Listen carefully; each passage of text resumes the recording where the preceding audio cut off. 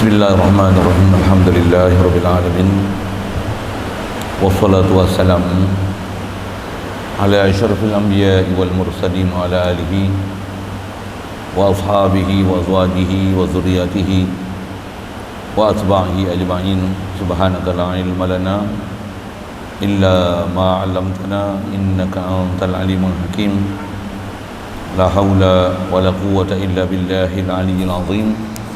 Rabbi syrah li sadri wa yassir li amri wahlul 'uqdatam min lisani yafqahu qawli.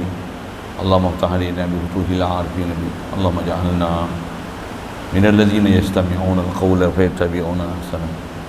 Allahumma alimna mimma jahilna wa anfa'na bima 'allamtana wa zidna 'ilman nafi'an ya rabbal alamin. Rabbi a'udzubika min hamazati syayatin wa a'udzubika rabbi an yahdurun. U'izu nafsi billahil aliyyil azim. Bismillahi ma sya'allah la yasriqul khaira illallah. Bismillahi ma sya'allah la yasrifus su'a illallah. Bismillahi ma sya'allah ma kana min ni'matin fa minallah. Bismillahi ma sya'allah la haula wa la quwwata illa billah. Wa ba'du. Qala Syekh Musannif rahimahullah ta'ala wa nafa'na bihi wa bi 'ulumihi fid dharain.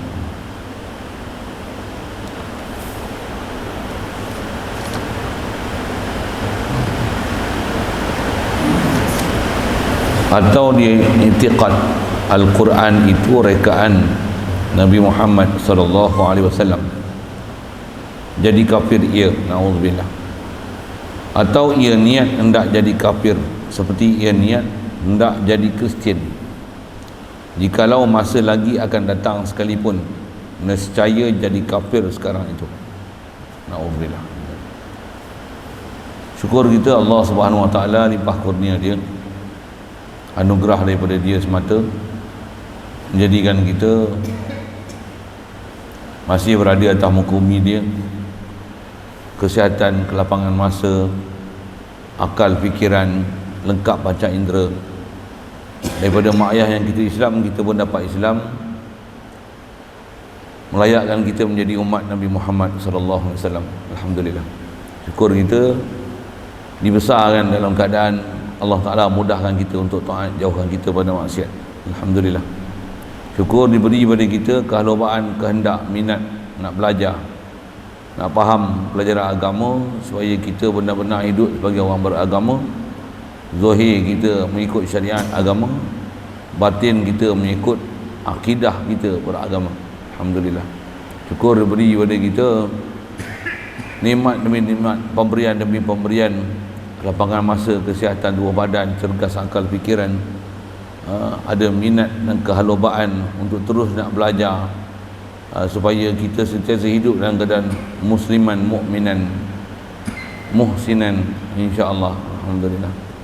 Kita nak sambung ni dari sekalian, risalah bicara bab-bab perkara boleh perkara keluar agama ni, dia sebut senarai-senarai perkara yang boleh menyebabkan kita boleh terkeluar daripada ajaran Islam. Na'udzubillah. Jadi kita belajar ni macam mana disebut dah yang lepas, kita belajar ni bukan nak hukum orang, tapi untuk kita tahu dan kita faham, supaya kita boleh jaga diri kita jangan sampai kita dikeluar senaraikan daripada senarai nama Islam. Itu matlamat kita belajar. Kita belajar ni untuk diri kita. Sebab kita belajar ni, kita bukan hakim, bukan mufti, bukan pemerintah untuk boleh melaksanakan hukum. Kita belajar ni untuk kita supaya boleh jaga hukum, dan kita ada kayu ukur untuk lihat orang di sekeliling.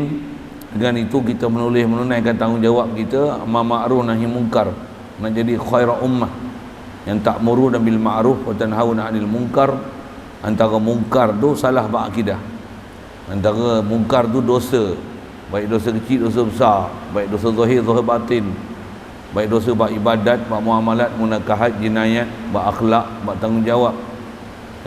Kita kenal semua tu bukan untuk kita buat benda yang buruk, tapi supaya kita boleh jaga daripada benda yang buruk, yang salah ni. Kerasnya dalam bab-bab boleh keluar agama ni, dan kalau ada orang buat salah, kita boleh betulkan dia, yang tu akan jadi sebab boleh luruskan dia hidup dia supaya betul, hidup dia dalam keadaan musliman mukminan, mati pun dalam keadaan musliman mukminan, khasnya kat kita, insya-Allah. Jadi seterusnya perkara yang kita kena jaga macam ni. Jangan ada sama sekali itikad ni, pasal ni boleh jadi kufur. Apa dia? Seseorang ni dia itikad Quran ni kalamullah ni. Dia kata Al-Quran ni rekaan Nabi Muhammad sallallahu alaihi wasallam. Orang yang itikad macam ni jadi kafir je. Kita belajar rukun iman, wajib beriman dengan kitab. Semua kitab datang daripada Allah Ta'ala dengan diutuskan oleh Jibril sebagai penyampai dia, dan sampai kepada Nabi dan Rasul masing-masing untuk menerima kitab masing-masing. Begitu juga ada khas belajar bab akidah ni, menerima suhuf masing-masing.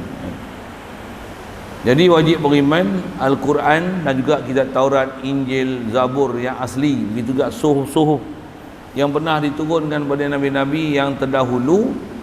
Semuanya datang daripada Allah Ta'ala. Dia bukan kalam Rasul, dia adalah kalamullah. Itu faham? Jadi siapa-siapa dok i'tiqad Quran ni rekaan Nabi Muhammad, jadi kafir ya. Na'udzubillah. Kita bab ni alhamdulillah rasanya tak pernah kita jadi masalah untuk menerima Quran ni kalamullah. Siap. Dah ada alhamdulillah. Cuma bila kita isbatkan Quran kalamullah, tentulah Quran ni antara bacaan terbaik. Tak faham makna pun tak apa. Tambah pula memang dah ada dalam ajaran syariat, satu huruf dikira 10 pahala. Kalau kira satu huruf tu semata-mata huruf, kalau mat panjang kali 6 harakat, maksudnya 60 pahala. Setiap harakat yang kita baca, begitu juga gunnah, dengung 2 harakat. Dengung dah 2 pahala. Pasal dengung mesti 2 harakat. Semuanya adalah khairat belaka, semua kebajikan sahabat belaka, semua adalah barakat belaka. Itu kalamullah. Kita alhamdulillah Allah Ta'ala bagi ada akidah macam ni dengan Quran, yang kita hormat Quran, nak pegang pun dengan kaedah kita mazhab Syafi'i khasnya, dengan ada wudu, dengan jaga semua ada adab. Kalau jatuh pun angkat, cium, letak tempat tinggi yang mulia, tak hadapkan kaki ke Quran, ke kitab. Pasal apa ni? Pasal kita faham Quran adalah kalamullah. Tak, jelas tu. Nak jaga sikit tak mana? Taurat, Zabur, Taurat, Injil. Taurat, Injil yang asli, yang Taurat dekat Nabi Musa, Injil dekat Nabi Isa, ni memang asli kalamullah. Dialah kalamullah. Tapi Taurat dan Zabur lah ni dah bukan kalamullah lah.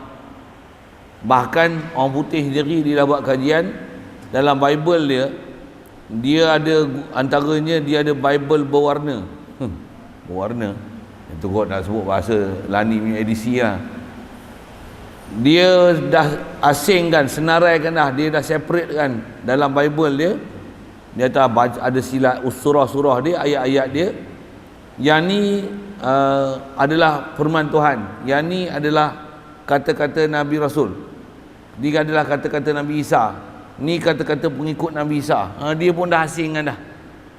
Maksudnya dia orang pun boleh kenal yang dalam Injil yang ada lah ni bukan Injil yang asli, tapi Injil yang telah diubah sesuai ikut selera dan tekak padri. Yang tu kot bahasa mudahnya.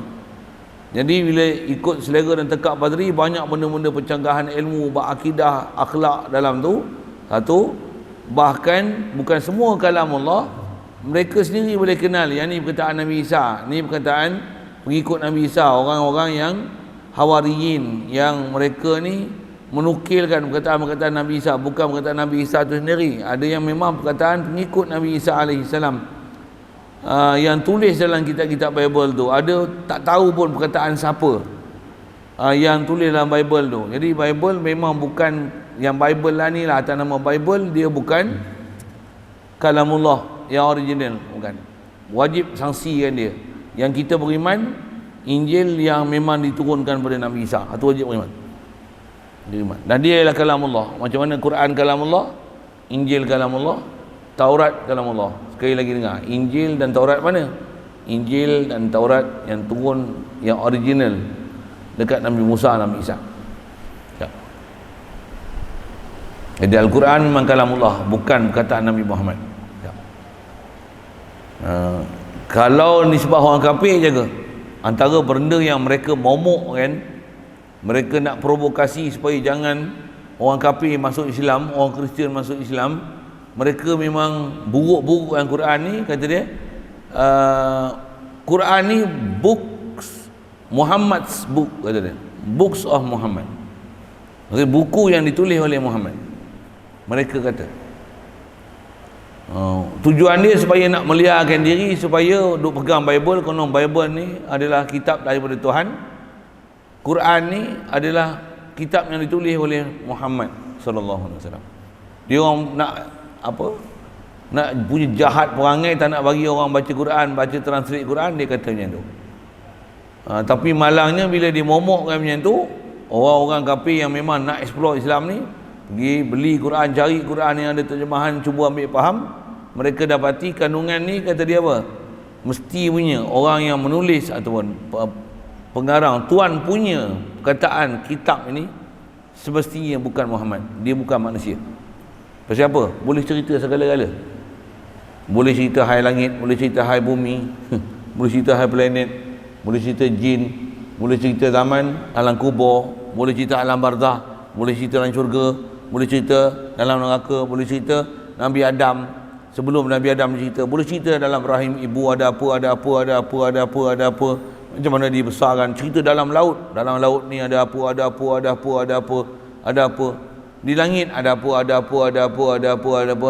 Tak ada makhluk yang boleh cerita benda macam ni, melainkan ini mesti sure apa dia, firman Tuhan. Kalau orang kafir pun boleh nilai yang tu, takkan kita bodoh pula duk kata Al-Quran adalah perkataan Nabi Muhammad. Insya-Allah.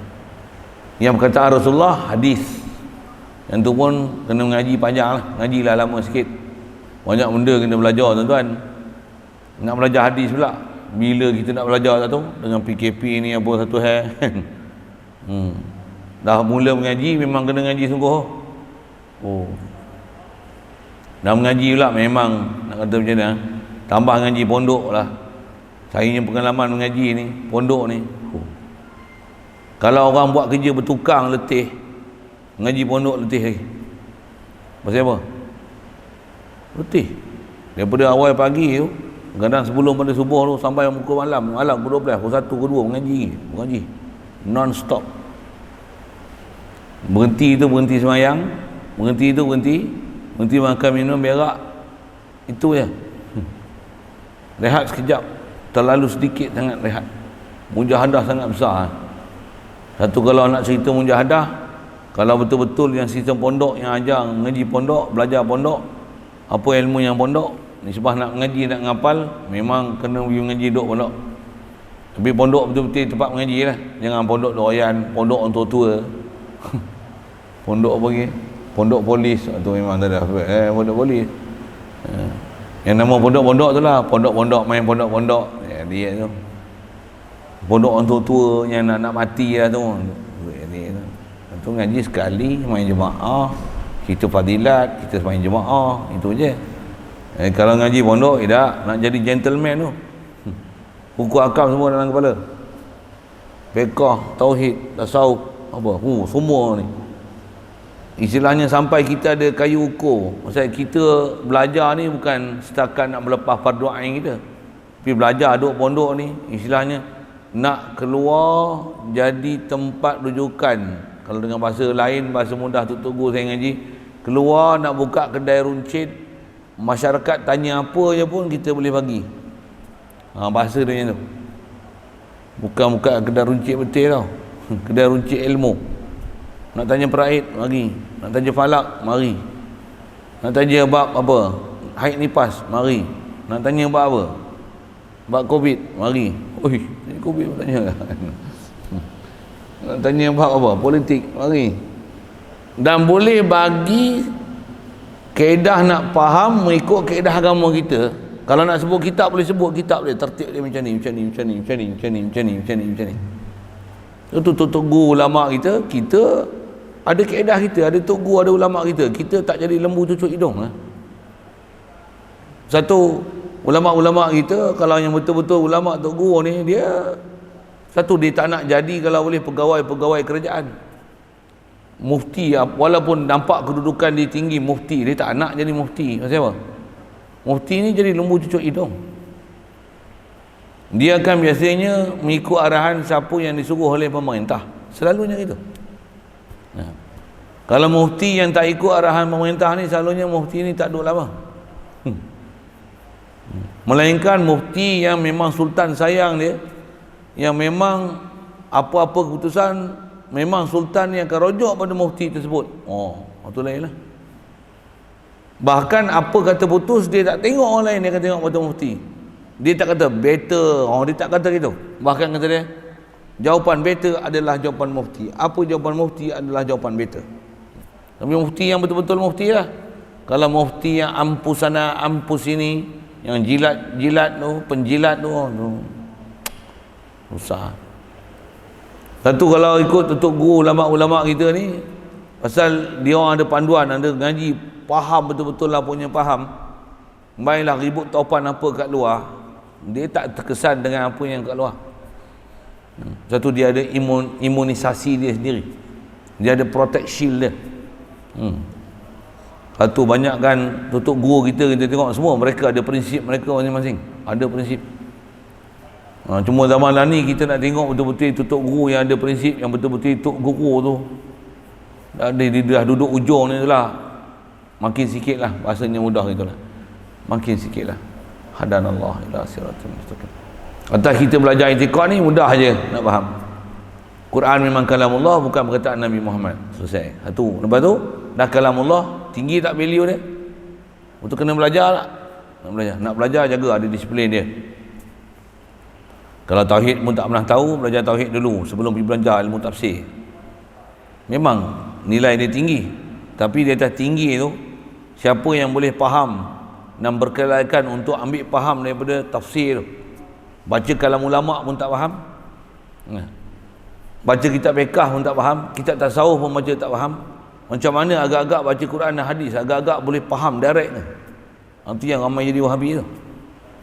Pasal apa tu? Pasal disiplin nak memahamkan tafsir dan hadis ni, dia mempunyai ilmu yang sangat banyak, disiplin yang sangat ketat. Cuma zaman lah ni, pasal dah diasuh dengan cara pahaman sivil, apa-apa sikit, mana dalil, sikit ke situ lah.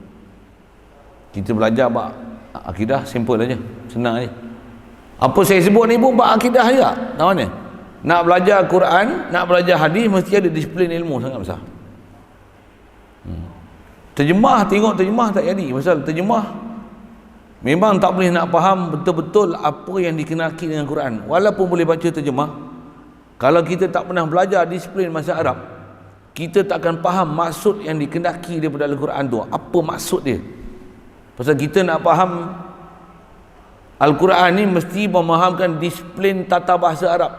Dari sudut nahu dia, grammatical dia, sorof dia, satu hal. Yang ni bahasa Inggeris tak ada sorof tu apa dia. Dan mesti mengikut balaghah dia. Tiga ni ilmu paling besar lah.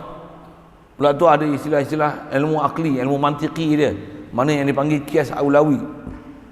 Sebut macam ni, maksud dia macam ni, zahir bukan murad. Mana yang panggil muhkam mutasyabih. Banyak benda kena belajar.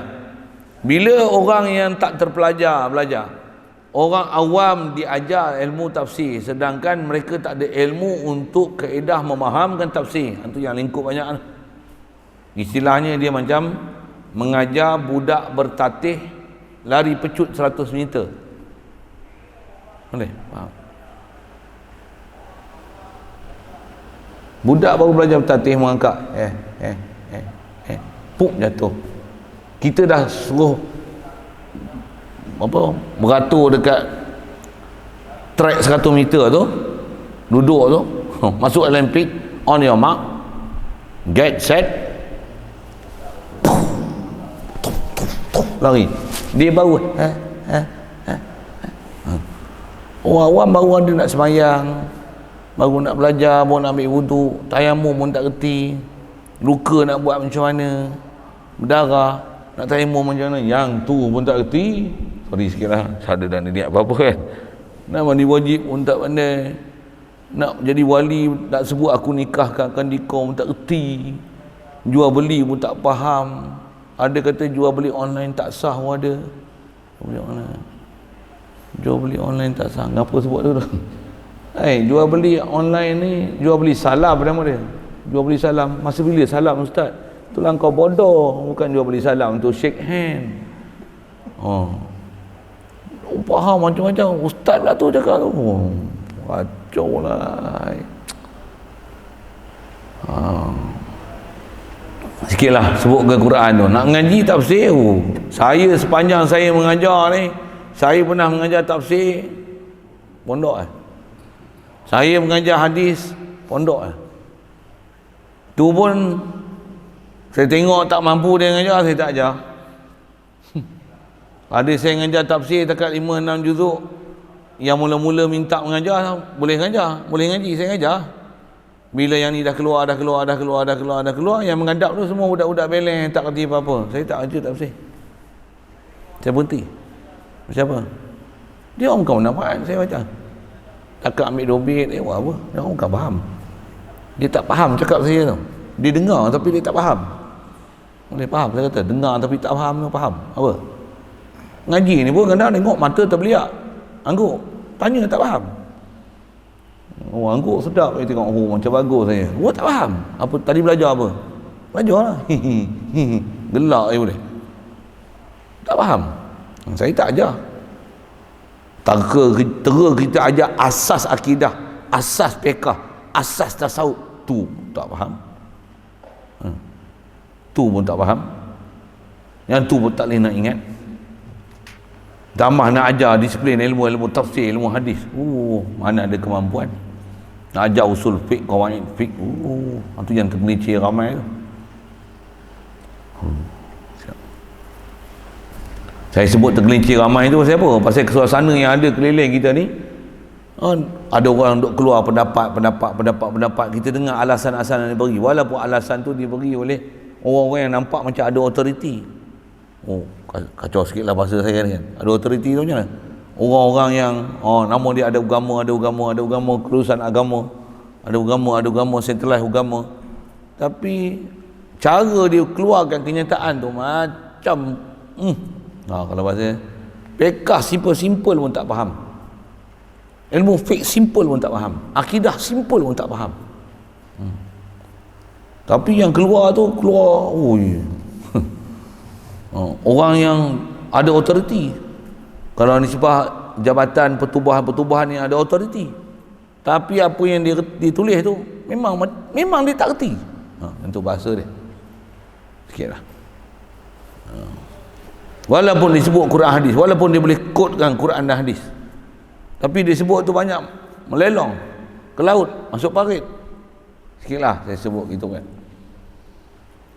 Tapi itu yang nak menunjukkan bahawasanya Quran bukan sebarang orang. Bahkan saya kata kalau kita baca kalam ulama pun kadang bukan senang nak faham, apatah lagi baca kalam aulia. Lagi mendalam asal mereka ni bukan saja perjalanan zahir, dia perjalanan batin. Lagi susah nak faham. Tengok kalam aulia susah nak faham, tengok kalam anbiya, nabi-nabi, senang faham ke? Lagi dalam bahasa dia, lagi pendek, lagi dalam, lagi susah, lagi terperinci, lagi detail. Kata-kata dia pendek tapi bahasa dia very deep. Kalau hadis Nabi macam tu, Quran macam mana? Itu kita pelik zaman ni, ramai orang tak mau ambil perkataan ulama, kitab-kitab ulama yang telah mereka mudahkan kita untuk faham. Mereka nak ambil hak asli Quran hadis. Cukup pelik lah. Zaman ni kalau tuan-tuan tengok ada bangsa-bangsa, kaum-kaum, puak-puak, grup-grup yang macam ni nak ambil Quran hadis. Sikit tanya dalil. Jagalah, ada sewil lah kat situ. Saya kata ada sewil bukan maksudnya kita tak rujuk pada Quran hadis. Kita semestinya surely rujuk pada Quran dan hadis. Tapi kita rujuk Quran hadis yang telah diproses siap oleh para ulama kita, dan kita pun tahu mana ulama yang boleh pakai, mana tak boleh pakai.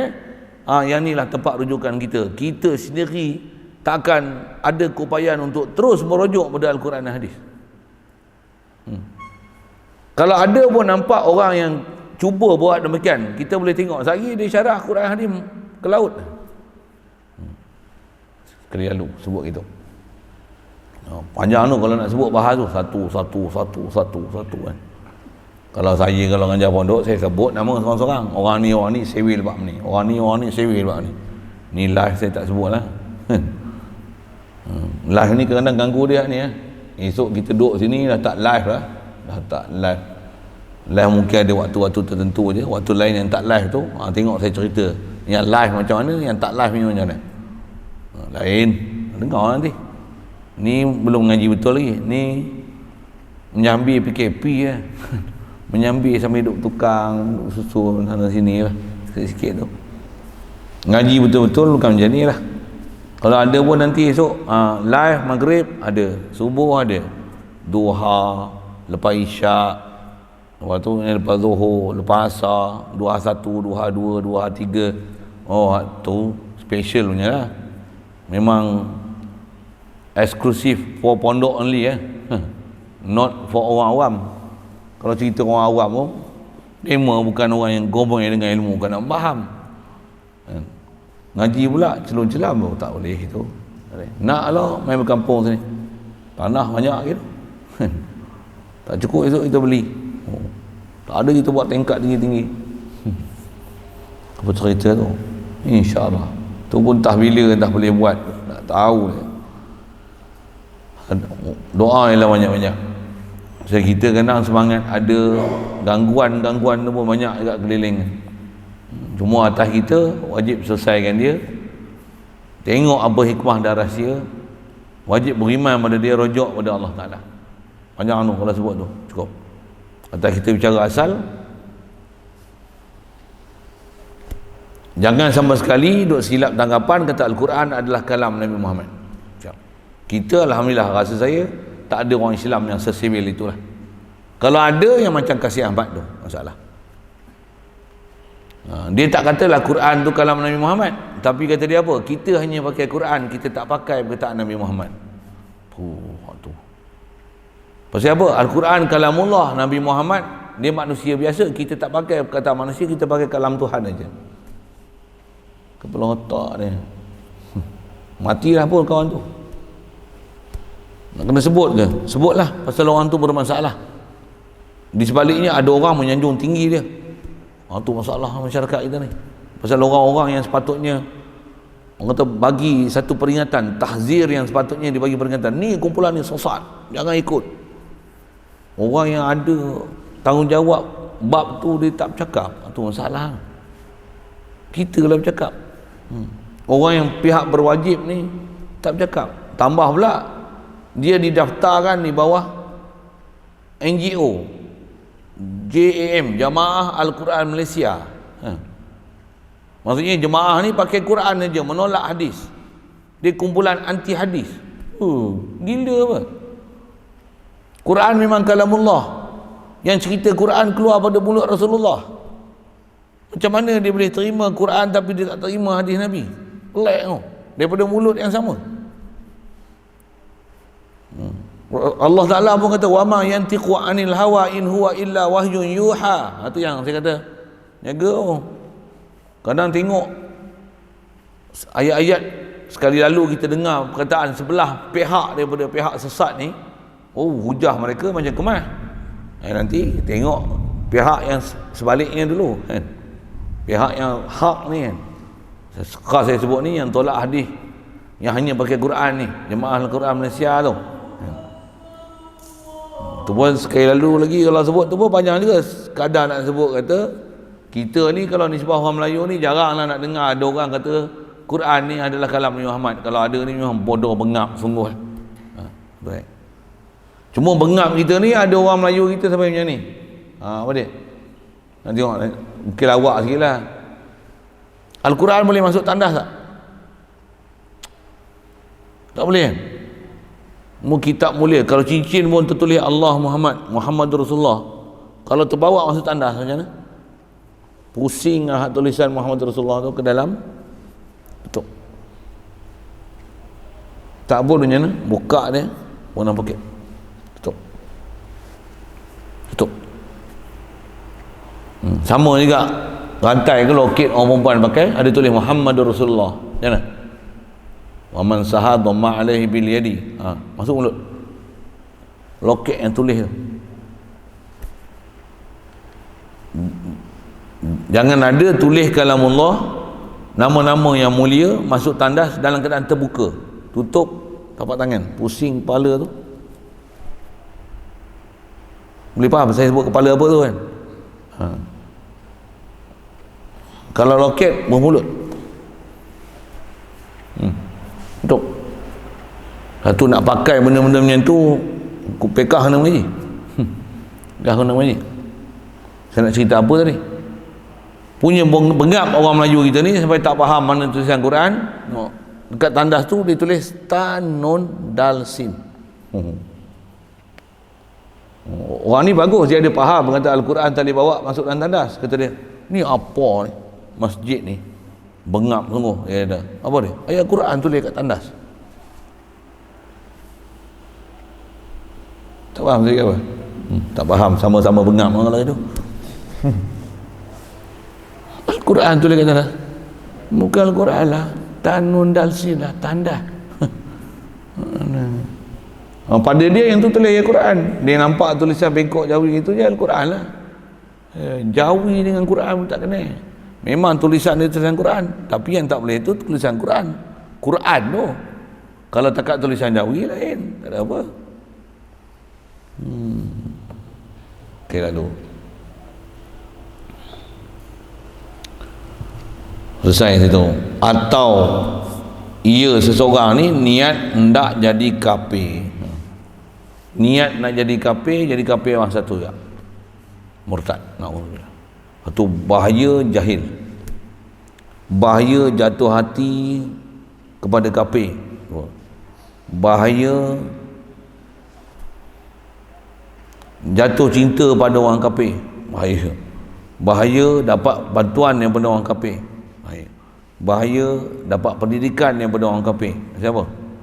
Dia akan jadi sabab untuk jatuh hati kepada kafir itu lebih daripada Islam. Itu masalah. Itu masalah.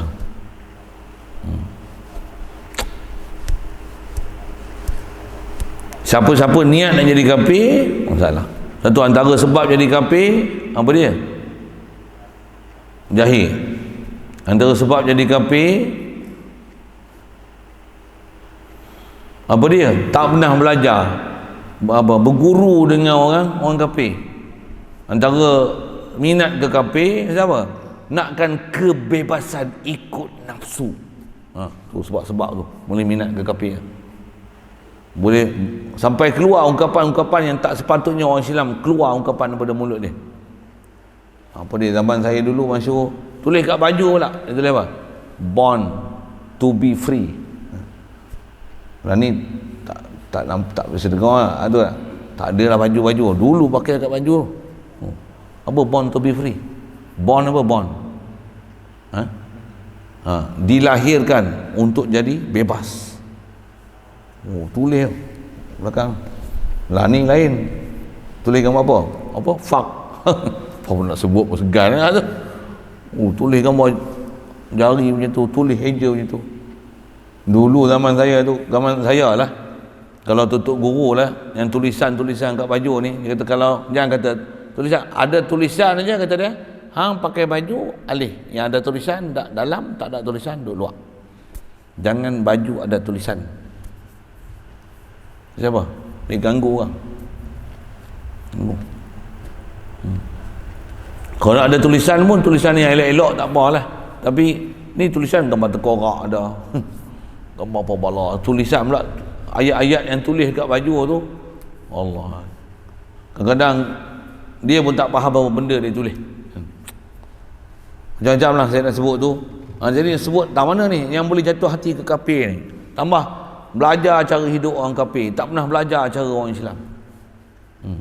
Belajar pula cara-cara fikiran orang kafir, idea apa, ism, pahaman-pahaman cara kafir, kapitalism, apa lagi, Hinduism, banyak ism ni, pluralism, semua agama sama, bahaya tu. Punca siapa? Tak pernah kita belajar daripada para ulama dan tutup guru apa dia yang dipanggil ajaran Islam tu. Itu masalah. Itu yang bila ada tutup guru ulama kita cakap, oi ramai orang tak pakai. Kalau KKM cakap, contohlah kan. Menteri Kerja Raya cakap, apa lagi cakap? Apa lagi yang sebut? Artis cakap, penyanyi cakap, semua pakai, semua laku. Tok Guru cakap, semua kena ban. Kena bangkang habis, siap kutuk lagi. Fikirlah, bodoh tak kerti. Sedap apa. Padahal dia menghap-ngap tak kerti. Tak boleh, bahasa saya macam tu lah. Doa boleh je, ahdanallah ila siratal mustaqim. Masyarakat kita jadi bodoh macam ni lah. Punca siapa? Pasal semua dah terikut dengan jalan kafir. Pakaian pun cara kafir, pemikiran pun cara kafir. Sampai dah tak ada dah pahaman-pahaman Islam dalam kehidupan. Tak ada dah. Tujuan hidup pun macam orang kafir. Akidah pun macam orang kafir. Tengok hujan turun, subur pokok-pokok kita. Orang Islam walaupun sebut macam tu, orang Islam bukan akidah yang tu. Hujan ni sabab subuh, yang bagi subuh Allah. Tak ada orang tak pernah pergi belajar pun tu kata sampai macam orang kafir lah, lifestyle macam orang kafir lah. Cuma beza yang ni pakai tudung, ni tak pakai tudung, yang ni semayang di masjid, yang ni pergi tokong. Beza dia tu lah. Tapi pahaman batin untuk jadi Islam tak ada lah. Pasal nak belajar bab iman ni dia kena memang belajar khas tauhid, khas macam kita belajar macam ni. Satu kita belajar macam ni banyak benda nanti bertembung nanti. Jumpa ni lah. Satu bertemu apa? Ada benda yang kita dalam kaedah agama ni salah besar. Tapi tengok dalam masyarakat pada mereka, kenapa yang ni salah? Kami daripada kecil dah jumpa dah benda ni. Tak ada apa-apa pun. Nothing wrong there. Apa? Ustaz ni yang something wrong. Kat kita pula something wrong. Jumpa nanti insya-Allah. Baik, jadi niat nak jadi kafir ni bahaya. Seperti dia niat nak jadi Kristian. Zaman dulu mungkin kita dengar pelik lah. Dia antara sebab-sebab niat nak jadi Kristian ni apa? Bila dia susah, dia miskin, duit tak ada, pergi pejabat agama tak bagi bantuan, isi borang pun punya susah, isi borang pun 3 tahun tak timbul pun borang-borang lagi, nak minta RM50 pun tak dapat, pergi pula kena halak macam anjing kurap. Bagi dia zakat kat orang kafir dengan harapan orang kafir nak masuk Islam. Orang kafir tak dipedulikan, orang Islam tak dipedulikan. Jadi siapa bela orang Islam ni? Kristian, gereja bagi duit. Jadi antara sebab kufur ni apa? Miskin bapa kedana, menerima bantuan daripada orang Islam, astagfirullah, menerima bantuan daripada orang Kristian sehingga jatuh hati kepada ajaran Kristian. Bagus Kristian lagi, bagus pihak gereja lagi. Kenapa? Mereka pun bagi bantuan kat kita, pejabat agama. Apa? Baik aku jadi Kristian kalau itu. Situ. Baik aku jadi Kristian itu. Agama Islam lagi lah. Sikit-sikit haram. Baik jadi Kristian senang, bebas. Ikut kita nak buat apa, tak ada halangan apa pun. Makan babi pun boleh. Yang ni sikit haram. Ayo. Hadanallah. Mudah-mudahan orang taklah pelihara kita pasal bab-bab macam ni. Memang kita bila tak belajar ikut saluran dia yang betul, tak terima ajaran Islam ni, kalau kita memang terima ajaran orang kafir je, cerita hukum Islam dia akan jadi beban. Cerita puasa, cerita tutup aurat, cerita yang ni riba haram, cerita apa, wajib kena mengaji, wajib kena faham akidah, wajib kena belajar agama, wajib belajar fiqh, wajib ada tasawuf, wajib baikkan hati, wajib menuntut ilmu. Sebut je bab-bab tu, tension selalu lah. Ni cik makan macam mana? Nak kahwin lagi? Nak ni lagi? Kalau kita dah memang hidup cara-cara macam orang kafir dah, bila cerita hukum Islam ni memang semua jadi beban. Bercampur lelaki perempuan lah, takkan tak boleh bercampur lelaki perempuan? Gini. Macam-macam kita akan jumpa manusia yang dah biasa dengan cara hidup kafir, bila cerita hukum Islam, dia akan allergic dengan hukum Islam ni. Dia akan tak suka dengan hukum Islam. Kenapa nak pakai tudung? Rimas lah, panas lah, apalah. Na'udzubillah. Satu kita ni dah dibesarkan dalam keluarga Islam dan Allah Ta'ala telah mudahkan kita untuk ikut ajaran Islam, dan mak bapak kita pun dah salurkan kita pada pengajian-pengajian Islam, alhamdulillah. Tapi jangan tak tahu, ada orang walaupun dah diatur elok mak ayah tok nenek dia, saudara mara dia, adik-beradik dia atur tempat mengaji elok, tapi dia pula jadi masalah apa dia, tak mau mengaji dan tak mau ambil tempat elok yang dia duduk tu. Dia tak tahu nilai tempat tu, bahkan kalau boleh dia nak keluar, dia nak pergi cari benda lain. Jaga tak? Alhamdulillah, mudah tak berniaga kita. Dia tak faham prinsip, tak faham prinsip. Ada benda yang berharga kat dia, dia tak jaga, dia tak ambil, dia tak bersungguh-sungguh. Duduk pergi nampak benda lain lagi yang berharga. Satu dah duduk tempat pondok, tempat mengaji, tahfiz, apa saja yang memang yang ni adalah dalam ajaran agama kita, pegang dia kuat-kuat. Kita adalah tonggak dia, bagi faham betul-betul. Pula tu nak jadi tonggak ni, perjalanan zahir satu, ada perjalanan batin, macam mana nak iman dengan Allah Ta'ala tu, macam mana nak bergantung dengan Allah Ta'ala ni. Kita tahu mana lebihnya orang beriman ni, pasal kita ada tempat bergantungan, dan tempat bergantungan kita adalah sebaik tempat bergantung. Tu best sekali orang beriman.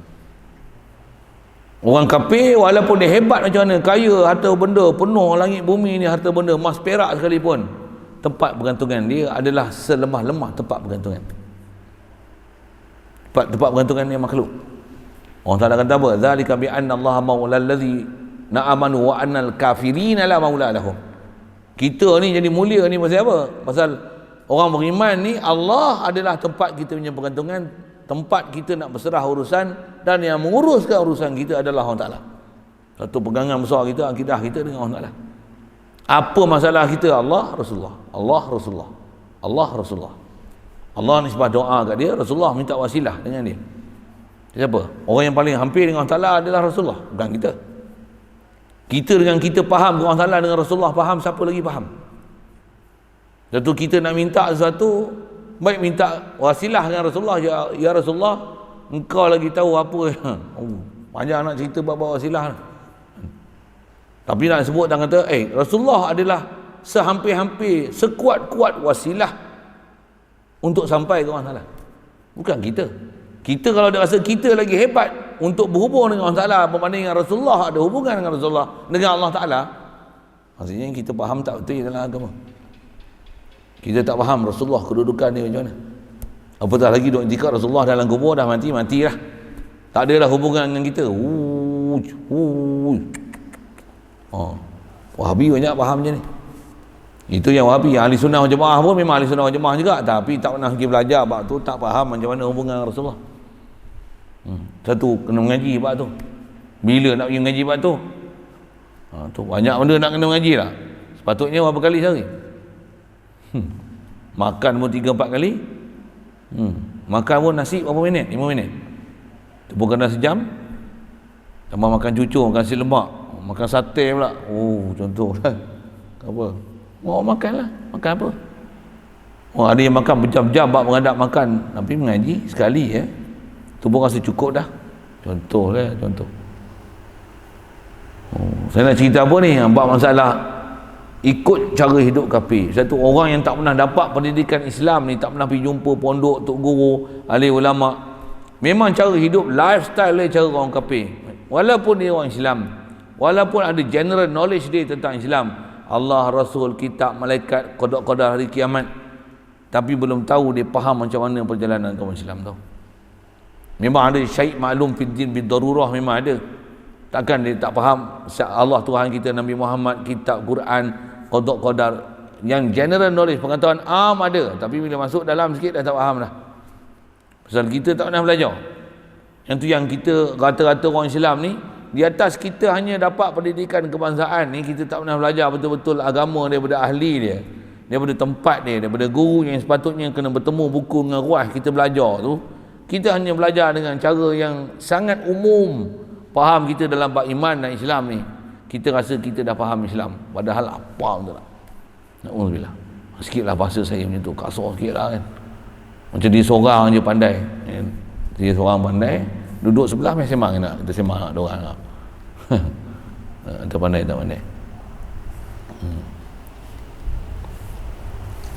Saya nak sebut apa kan, pasal Kami di pondok baru ni kan ada sedia maklum, maksudnya ada gejala COVID lah, sampai ada yang kena pergi tempat pusat kuarantin apa. Antara yang kena tu salah satu seorang tangga pengajar yang tonggak pondok Galah Hulu. Saya tak kena pasal saya duduk sini. Saya duduk sini. Saya duduk di Lenggong. Bila pergi tu, pergi tempat kuarantin Ipoh kan. Ada beberapa budak pondok pun ada yang kena pergi sana ke Ipoh tu. Kata apa? Sebelum dia datang tu, dia pun orang biasa je, low profile. Macam tak kerti je. Tapi orang pondok, orang takut tu. Takut tak takut dengar saya sebut apa? Apa dia? Sebelum dia datang tu, wah ada kuliah maghrib, ada kuliah subuh. Ustaz-ustaz berceramah. Dia mai je, seorang tak bagi orang ni kuliah. Siapa? Kantoi.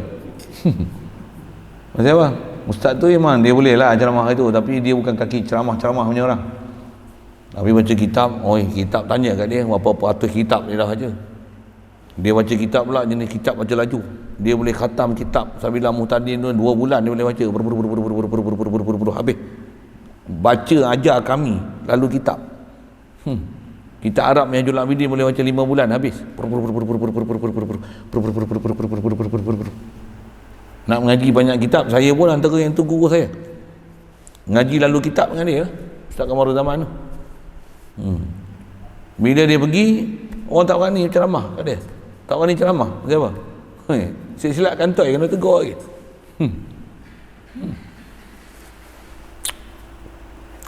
Sikitlah sebut sana. Apa cerita ni? Nak ngaji tu lah. Yang bila kita tak mengaji, kita rasa kita pandai. Itu yang masalah ni. Tambah ramalan ni mengaji pula pakai YouTube apa. Sebut guru dia pun sebutlah. Saya pun ngaji bersanad guru saya macam ni melalui YouTube. Memang itulah selalu disebut pun kan. Saya pun ada ustaz yang semua ada level PhD. Guru saya semua level PhD. Tak main dah ustaz-ustaz pondok. Semua ni level PhD. Ustaz pondok semua tak ada PhD. Tak semestinya ada PhD tu semua terbaik. Memang ada yang PhD, ada yang baik, ada. Macam-macam kalau saya sebut tu. Lagi ada lah yang tak setuju tu. Saya pasal kita lalu pondok, kita tahu tau macam mana orang pondoknya, macam mana. Tengok lagi prasarana memang lelaki pondok dengan tak ada elektrik, lilin di pondok pun sengit. Peparitan tak sempurna, pondok pun kayu, atap zinc, panas, kena masak sendiri, makan ikan masing, nasi goreng, masak telur je. Ngaji siang malam tak ada disiplin, tak ada nota, tak ada teks, tak ada assignment, tak ada sistem peperiksaan. Macam-macam dia kutuk kita tu. Tak ada apa, tak mengikuti perkembangan semasa, tak up to date. Padahal boleh pakai Google untuk Google macam-macam satu dunia. Banding dengan puak-puak yang duk pergi Google tu, apa pun tak ada, tengok bodoh bengap, bahkan ahli maksiat dengan sebab Google. Baik pondok ni tak kerti apa bab Google, sebut ya, tanya abang sorok macam ayat je. Yang ni duk Google handset duk di tangan, tanya jawab tak boleh walaupun handset duk di tangan. Sikitlah saya sebut tu. Ni pelakir orang ni tak tahu lah, nak kata ni lah macam tu yang kita duk jumpa banyak macam tu Jadi asal nak sebut apa, siapa-siapa yang cita-cita nak jadi kafir, rosak. Cita-cita nak jadi kafir, cita-cita nak jadi wahabi, cita-cita nak jadi pluralisme, cita-cita nak bebas, cita-cita semua yang memang terkeluar daripada ajaran Islam ni, dia nak bercita-cita di situ. Cita-cita nak minum arak, cita-cita nak merompak, cita-cita nak zina, cita-cita nak bunuh orang. Mana boleh ada cita-cita macam tu? Bahkan kalau ada tu, ada terlintas je, porah, astagfirullah, pergi kau dari sini, syaitan, iblis, nafsu tu kaedah nak hindar dia. Jangan layan. Kau layan tu pergi je. Tambah layan nak jadi kafir ni, aku bunuh diri lagi baik. Zamanan ni jangan. Orang Islam masalah macam ni. Orang Islam stres, bunuh diri, bunuh anak. Masalah sekarang kita tengok bukan saja masalah tu ada kaum kafir, kaum Islam pun ada masalah macam tu. Apa masalah dia? Pasal orang Islam dah tak belajar Islam. Sampai satu tahap dia boleh ada apa? Kalau dia nak jadi kafir itu satu hal, bahkan memang cara hidup dia jadi kafir dah. Walaupun dia tak pernah cita-cita nak jadi kafir. Dengar elok ayat tu. Kadang-kadang dia pun tak sedar sebenarnya dia kafir dah. Pasal apa? Apa yang ada pada dia, percakapan, tingkah laku, akhlak, lagi apa nak sebut, tambah dia punya akidah dia macam tu, dah jadi kafir dah. Sedangkan dia tak pernah belajar bab Islam macam mana. Maksudnya dia dah kafir dalam keadaan dia tak sedar sebenarnya dia kafir. Antara yang terdekat kita belajar bab-bab tu lah. Sekalipun bab-bab apa, makan minum, dia tak pernah belajar. Allah bagi kenyang, dia duk faham ni dah makan, kenyang lah bro. Kita ada duit, senang lah. Kau tak ada duit nak makan apa? Tak ada kerja nak cari duit macam mana? Tak ada PhD, kau nak makan apa? Cukup gaji 1,000-2,000, duduk Kuala Lumpur pula tu, nak payah duit sewa lagi. Ni insurans lah apa dah. Cukup ke 2,000? Cukup ke 3,000? Kalau gaji ada SPM aja berapa nak? Kurang-kurang mesti dapat PhD. Itu lah akidah orang. Maksudnya pahaman dia pahaman kafir dah. Cara kafir tu, dia nak survival ni mengikut akidah dia. Sabab ni lah menyebabkan dia jadi berjaya. Sebenarnya walaupun dia tak pernah niat jadi kafir, tapi sebenarnya cara hidup dia, cara berfikiran kafir siap dah. Kasar sikit saya sebut tu, ngenuh lah sikit saya sebut tu. Satu, bila ada orang kesedaran dalam kaji agama ni, dia walaupun dia duduk alam akademik macam tu, tapi aku tak pernah ngaji ni, aku kena belajar ni, aku jumpa tok guru ni, kena ada guru yang betul-betul nak ajar aku ajaran Islam ni. Macam mana ajaran Islam sebenar ni, macam mana nak balik ke Allah Ta'ala ni, macam mana dikatakan iman kepada Allah Ta'ala ni, memang akan carinya. Mudahan Allah Ta'ala jadikan kita dalam kelompok tu, hadana Allah ila siratal mustaqim, dan dimudahkan kita pula untuk capai dudukan tu. Siapa? Wajib kita capai kedudukan iman macam tu. Kalau hidup dengan cara kafir, nak pangkat, nak harta, nak pengaruh, nak kuasa, nak ikut semua, nak bagi semua orang ikut cakap kita, padahal kita ni tak reti apa-apa, tu masalah. Jadi orang yang berniat nak jadi kafir, nak jadi Kristian, nak jadi Yahudi, nak jadi Nasrani, tak nak ikut ajaran Islam dah. Islam ni susah lah apa seumpamanya, nescaya jadi kafir dah sekarang tu juga. Satu, kalau kita tengok masalah kafir dengan saya sebut, misalnya isu satu masa dulu bising duk kelahi, bab kelahi nak buat laksana hukum Islam kan. Bila nak buat hukum Islam, orang yang duk bangkang nak buat laksana hukum Islam ni bukan orang kafir, orang Islam sendiri bangkang untuk buat laksana hukum Islam. Anda banyak tak? Kalau minta komen lah macam mana, orang Islam sendiri komen, dan kalau boleh tak bersetuju untuk laksanakan undang-undang Islam. Bayang tau. Patutnya orang Islam lah kena support, baik di kalangan pemimpin yang atas sampailah ke bawah. Macam mana? Orang Islam sendiri adalah halangan untuk melaksanakan hukum Islam. Bahkan orang Islam sendiri tak mau buat undang-undang Islam.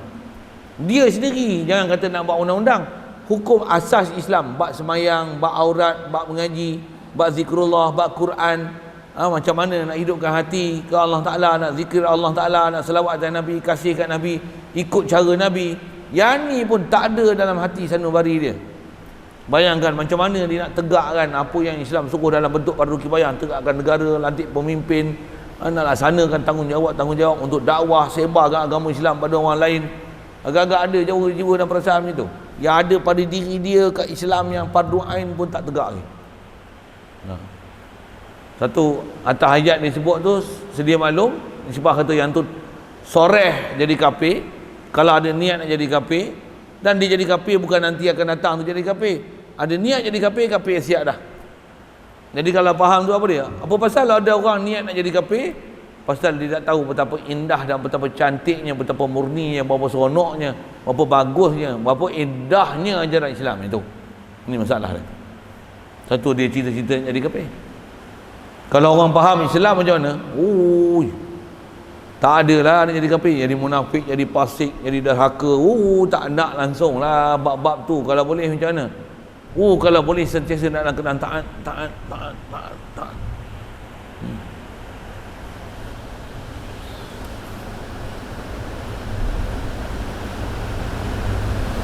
Baik.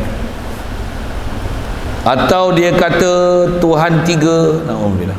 Jumpa situ, sambung nanti insya-Allah. Ada soalan?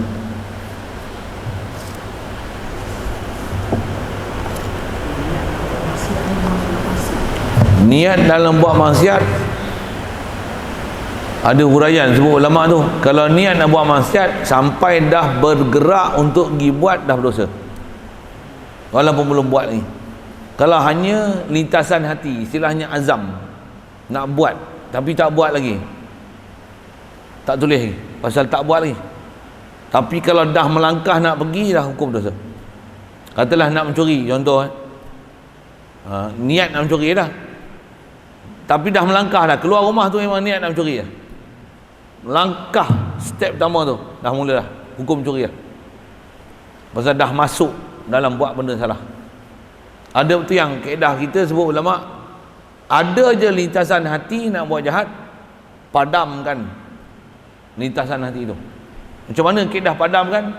Alah, bunyilah India ke, Keling ke, Urdu ke, porah, calo, apa, chow, apa ni, go away, I'm fed up with you, syaitan, iblis, a'udzubillahi minasyaitonirrajim, ya Allah pelihara aku daripada kejahatan diri aku, nafsu, a'udzubillahi minasyaitonirrajim, u'idzu nafsi min syarri nafsi, aku minta ya Allah lindung dengan engkau daripada kejahatan nafsu aku ni, jahat sangat ni. Ada lintasan, lawan. Jadi jangan sampai melangkah untuk pergi buat benda tu, dosa tu, walaupun tak pergi buat lagi, itu dah salah.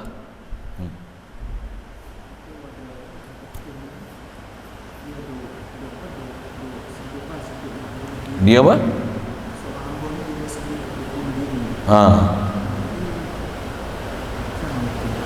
Dia ada niat nak bunuh diri, betul?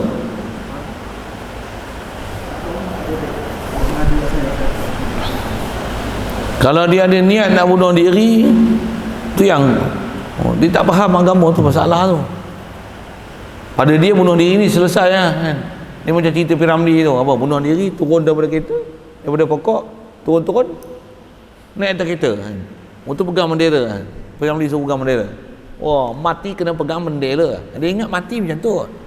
Tak faham sudah. Dia sebut apa? Tu cerita Piramli sikitlah. Ingat cerita kecil-kecil dulu. Tu cerita apa? Madu 3.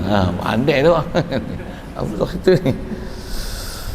Dia ingat mati macam tu selesai kot. Dah senang selesai. Oh, janganlah.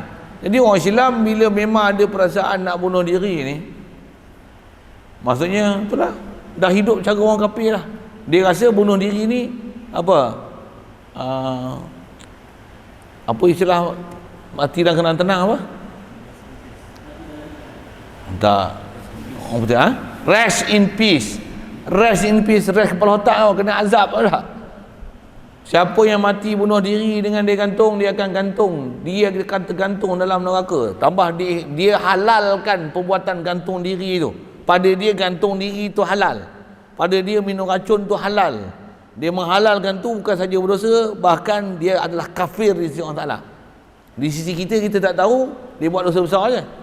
Kita selenggarakan banyak dia mengikut orang Islam, tapi kalau dia halalkan perbuatan dia bunuh diri itu, pada dia halal. Daripada aku hidup sengsara, baik aku mati lagi bagus. Dia bunuh diri dia. Ui, kalau sampai tahap dia menghalalkan, boleh keluar daripada agama. Ya kan? Tu antara sebab jadi kafir tu dosa, khasnya dalam kes bunuh diri, yang dia menghalalkan perbuatan dosa yang dia buat, boleh jadi kufur. Tak mana kufur dia? Menghalalkan dosa. Salah. Jadi atas kata kalau dia ada perasaan nak bunuh diri ni, tak payah ceritalah bab-bab dia nak pergi buat ke apa kan. Kata apa? Nasihat kat dia lah, ajarlah kat dia sesuatu supaya kata bunuh diri ni, kenapa kau nak bunuh diri? Kau ingat bunuh diri ni apa satu penyelesaian ke untuk engkau boleh selesaikan semua masalah? Itulah kan. Dan kita kena balikkan dia supaya jangan ada perasaan bunuh diri tu. Salah besar. Yang tu saya sebut sekali lalu. Kalau saya nak sebut nisbah dia bunuh diri ni berdosa, kalau dia pergi dia buat macam ni, dia cuba beberapa percubaan macam ni. Tak payah ceritalah tu kan. Kaedah dia bila kita tahu je ada orang nak bunuh diri macam mana? Istighfar banyak-banyak, astagfirullahalazim, kau ni buat awak pelik nak bunuh diri. Macam ni. duduk sini. Ni ada Tuhan tak? Macam tak ada Tuhan ya. Tuhan hang siapa? Allah. Nabi hang siapa? Mengucap balik dulu. Kau faham ke kau mengucap tu apa dia? Ini orang Islam itu kata dah hidup cara orang kafir dah. Saya sebut misalnya, kan sibuk macam ni, stres tak? Contohlah, tak ada stres. Tambah frontliner, kerja 24 jam, overtime lah, hak ni, pakai apa, PPE tu. Kita tengok pun memang kita tahu, kita pakai baju biasa macam ni pun perlu, tanpa pakai baju PPE plastik semua tu, habis dengan muka semua plastik, agak peluh lah. Macam mandi air dalam tu, peluh tu macam mula-mula panas lah, lepas tu ada sejuk menggeletar, pakai PPE tu. Ni orang pakai PPE lah cerita saya ni. Pasal apa? Sejuk gila babi ni. Pasal apa? Peluh dia tu macam rendam dalam air. Pakai baju PPE tu. Berkuap je tu hal, tapi pasal dengan sebab berkuap tu peluh keluar tu, ya dah. Basah lenjur ni baju ni. Saya nak sebut apa? Stres lah macam ni gini. Sepatutnya atas orang beriman macam ni, stres ke? Apa masalah stres? Yalah, kau nak jadi doktor sangat. Bopeng tu. Kau nak jadi frontliner sangat. Agama tak nak mengaji. Kau tak faham cara menyelesaikan kaedah ni dalam masalah agama. Sampai boleh tinggal semayang, sampai tayamum atas PPE, tak payah buka, makan buka. Ada pendapat-pendapat macam ni. Kau belajar agama daripada orang tak betul. Saya sebut macam-macam lah tu kan. Nak kata apa? Inilah masalah kita. Kita tak pergi belajar mengikut perjalanan agama Islam macam mana, tu yang jadi stres, tak terus apa macam-macam bala dah. Ambil pendapat yang istilahnya bukan di atas pendapat hidup cara beragama, bahkan ikut cara nafsu. Mana yang dia nak, mana selera dia, yang ni yang lebih memudahkan dia akan ikut cara tu. Yang ni yang panjang tu kalau sebut satu-satu tu kan. Tapi dia atas kata sepatutnya di atas kata kalau ada masalah macam ada perasaan nak bunuh diri ni, tu yang kalau di sebelah kita siaplah dia, ajak dia elok-elok macam mana supaya dia boleh sampai tak ada dah perasaan nak bunuh diri. Dia tahu bila dia rasa bersalah, dia jahil, tak kerti agama, macam mana nak beragama, dia nak balik pada Allah, pasal dia tak ada rasa jalan penyelesaian dengan rujuk pada Allah Ta'ala tu. Yang tu yang masalah. Alhamdulillah. Jadi kalau faham tu apa, kalau orang Islam nak bunuh diri ni, kalau saya kata apa, nak kata macam mana, maksudnya orang ni tak ada arah, tak ada arah. Orang tak mau sembahyang pun tak ada arah tu dah. Orang tak sembahyang, orang tak tutup aurat, orang duk main judi, orang ahli maksiat dengan orang yang tak nak buat taat yang wajib ni, kalau tengok tu memang dia tak ada arah, dia tak ada perasaan bertuhan kot. Dia tak pernah hadir Allah ni dalam hati dia. Itu kot bahasanya. Itulah saya sebut komen gitu. Ngajilah lagi, belajarlah lama sikit. Jumpalah orang yang boleh menyebabkan kita sedar bangun pada tidur ni, supaya boleh bangun betul-betul daripada tidur yang lena ni. Mudah Allah Ta'ala hidupkan hati sanubari kita, tambahkan iman kita, bagi kita betul-betul dapat iman pada Allah dan dapat kasih pada Rasulullah SAW, insya-Allah. Itu kot soalan tu. Baik. Bismillahirrahmanirrahim. Allahumma nawwir qulubana min nur hidayatika kama nawwartal arda min nur syamsika wa nabada bi rahmatika ya arhamar rahimin. Warzuqna fahman nabiyyin wa hifzal mursalin wa ilhamal malaikatil muqarrabin wa sallim tasliman ala jami'il anbiya'i wal mursalin. Alhamdulillahirabbil alamin.